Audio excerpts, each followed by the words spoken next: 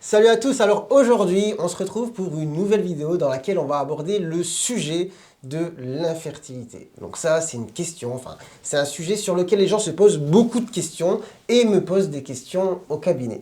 Donc c'est pas forcément facile d'y répondre et c'est pour ça qu'aujourd'hui je suis en compagnie du docteur Kasdar qui est spécialisé dans le domaine. Donc voilà, je vais vous laisser la parole juste d'abord pour vous présenter un petit peu qu'est-ce que vous faites, quel est votre métier.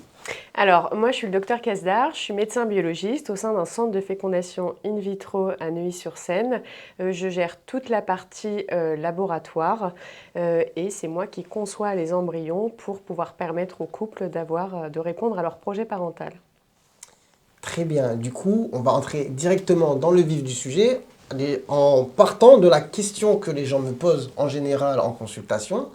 C'est très simple, c'est souvent la même, c'est bon voilà, ça fait plusieurs mois que j'ai arrêté la contraception, on essaye d'avoir un enfant et on n'y arrive pas, est-ce qu'il faut faire des examens, est-ce que je suis infertile? Donc à cette question, qu'est-ce qu'on peut répondre, à partir de quand on peut suspecter ou parler d'infertilité?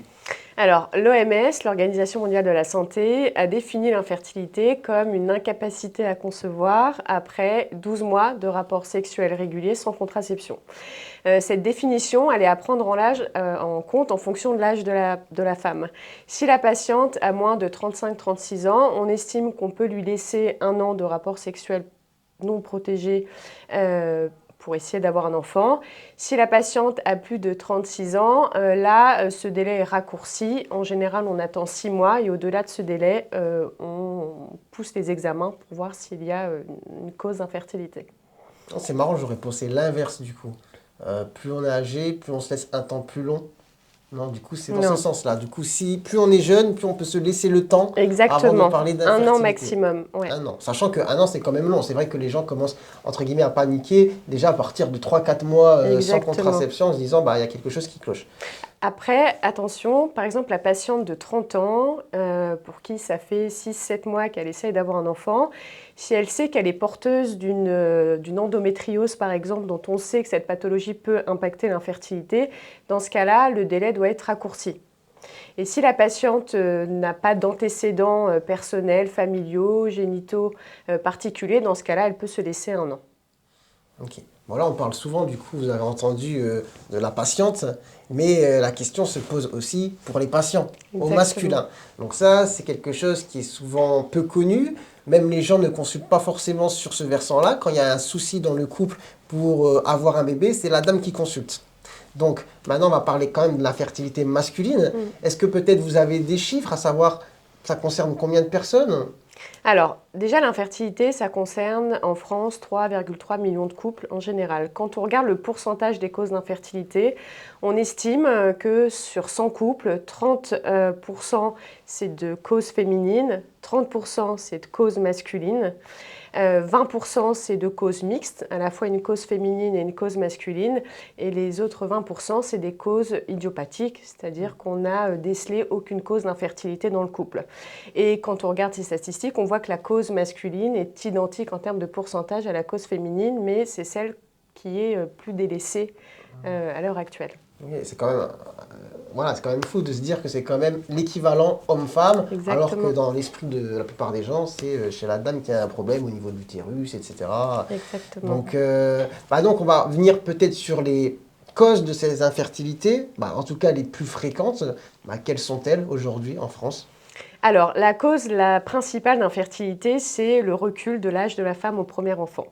C'est-à-dire que là, il y a 4 ans, l'âge du premier enfant chez les femmes, c'était environ de 29 ans. Et là, cet âge est d'environ 31-32 ans.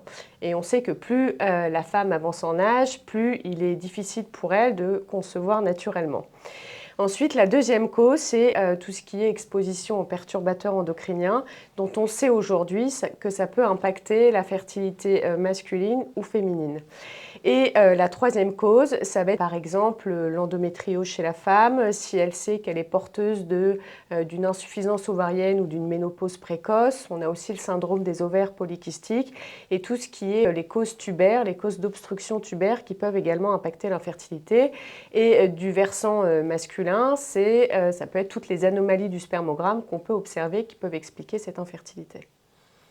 Très bien, du coup, bah, forcément, quand on sait qu'il y a des causes derrière ces infertilités, je suppose qu'il y a des examens à faire pour justement trouver quelle est la cause. Donc, à partir du moment où on suspecte justement une infertilité, vers qui bah, doit-on se tourner et quels examens fait-on pour comprendre un peu ce qui se passe? Alors, on peut aller déjà voir son médecin généraliste qui peut un peu faire un bilan de débrouillage, c'est-à-dire par exemple un bilan hormonal chez la patiente pour voir un peu où est-ce qu'elle se situe au niveau de sa réserve ovarienne. Et puis, parallèlement à ce bilan hormonal, la patiente peut aussi réaliser une échographie pour voir s'il y a des anomalies au niveau de l'utérus et pour également calculer le nombre de follicules qu'elle recrute tous les mois, qui est aussi un marqueur de réserve ovarienne.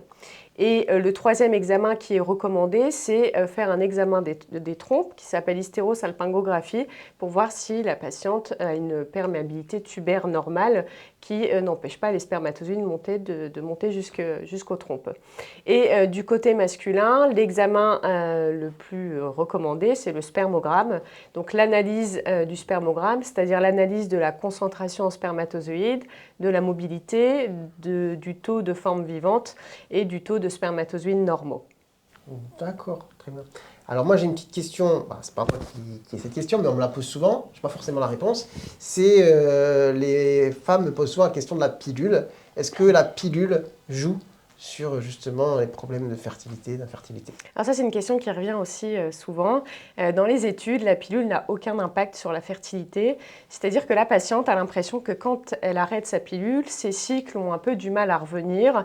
Et en fait, probablement qu'elle a eu ses problèmes de cycle avant la prise de la pilule. Mais comme la question de l'enfant ne s'est pas posée, du coup, elle a pris sa pilule pendant 5, 6, 7 ans. Elle a arrêté sa pilule et les problèmes de cycle sont revenus comme c'était initialement. Ok, bon, ça c'est intéressant, c'est ce que je répondrai maintenant quand on me posera la question. Du coup, après sur quoi on peut peut-être embrayer, donc moi ce qui m'intéressait aussi c'était par rapport aux hommes, mais vous avez dit voilà que souvent c'était lié à des anomalies un peu du spermogramme. Ce sont des anomalies congénitales qui sont présentes dès le développement de la puberté ou c'est des choses qui s'attrapent avec le temps? Alors, il y a plusieurs causes dans l'infertilité masculine. Alors, il y a une cause qu'on appelle les causes environnementales, c'est-à-dire que si le patient fume, est exposé à des toxiques, tout ça, ça a un réel impact sur la fertilité masculine. Et l'avantage d'être un homme, c'est que la spermatogénèse, elle se reproduit tous les 3 mois. C'est-à-dire que tous les efforts qui sont faits sur l'hygiène de vie pendant 3 mois peuvent avoir un impact positif sur le prochain spermogramme qu'il pourra réaliser après. Alors que nous, les femmes, on est déjà avec notre stock d'ovocytes et du coup, on peut faire attention à l'hygiène de vie, mais ça aura beaucoup moins d'impact que chez l'homme. Et puis après, chez l'homme, à côté de ces causes environnementales, on a des causes génétiques. Donc, qui sont acquises. Et ces causes génétiques, il y a certaines causes génétiques où on ne retrouve pas de spermatozoïdes dans l'éjaculat. Et ces causes génétiques signent la stérilité masculine. Et dans ce cas-là, l'homme doit faire appel à un don de sperme pour pouvoir répondre à son projet parental. Intéressant, donc c'est très intéressant. Bon, je pense qu'en tout cas sur les questions d'infertilité, les questions principales, on a répondu à pas mal de choses. Si vous avez des questions sur le sujet auquel on n'a pas forcément pensé, n'hésitez pas à les poser en commentaire, on essaiera peut-être d'y répondre. En attendant, ce qui va être intéressant, c'est de parler du coup des différentes techniques qui peuvent être mises en place quand justement on est face à une infertilité.